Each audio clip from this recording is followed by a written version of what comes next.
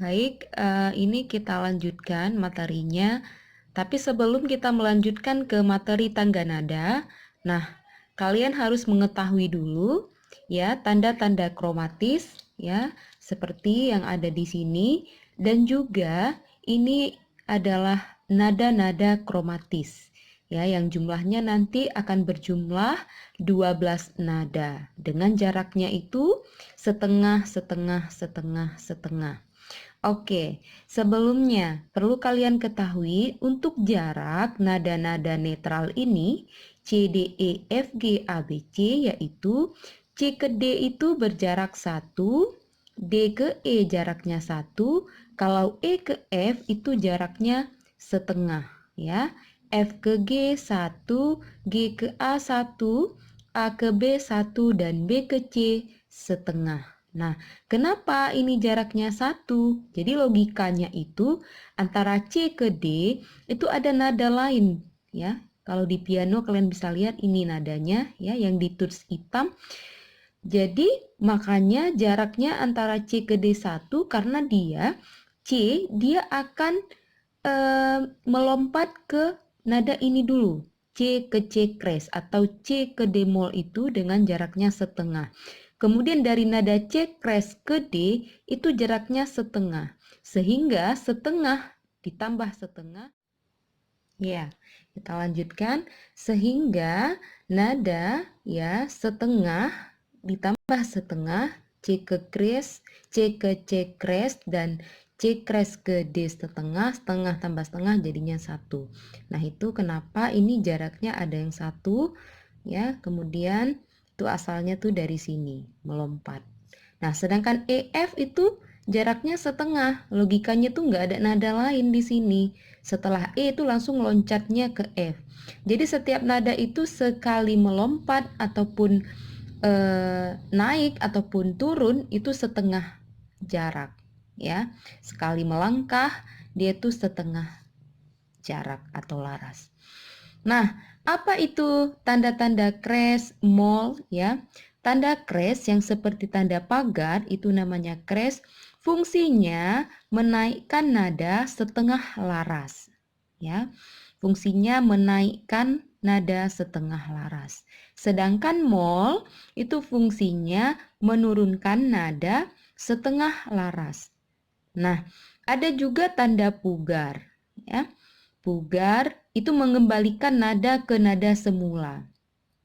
Jadi, kalau misalnya contoh ada C kemudian ada tanda crash itu dibacanya C crash, atau kalian juga bisa tambahkan akhiran is sehingga dibacanya cis.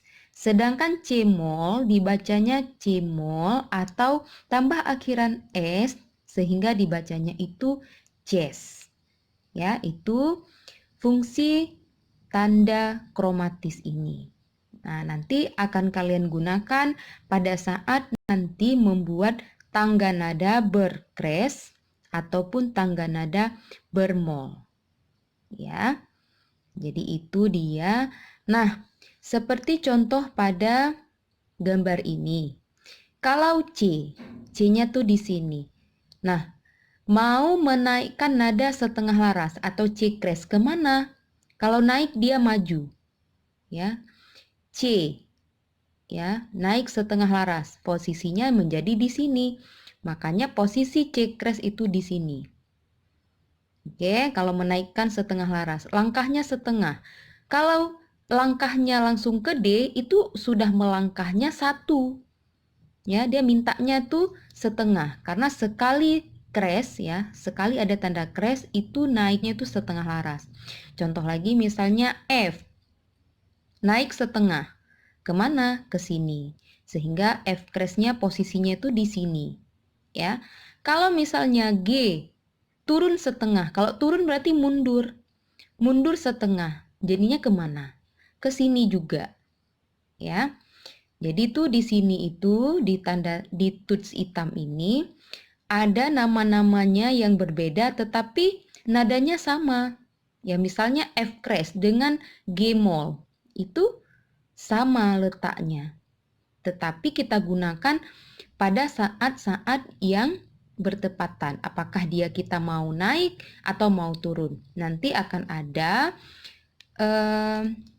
contohnya ataupun penjelasan selanjutnya pada saat materi tangga nada mayor berkres dan tangga nada mayor bermol. Jadi itu dia ya, semoga bisa dipahami.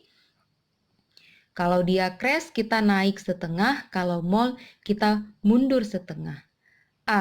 Kalau amol berarti mundur setengah ke sini. Turun setengah ya. Jadi posisinya amol di sini. Nah, misalnya B itu mau naik setengah. Kemana? Dia akan melangkah ke C. Karena B ke C itu jaraknya setengah. Kalau dia bemol berarti posisinya itu ada di C. Ya, jadi di C ini juga ada posisi untuk nada B kres. Ya, kalau C mol berarti di sini di B itu juga ada nada C mol. Nah, seperti itu ya. Selamat melanjutkan ke materi selanjutnya yaitu tangga nada.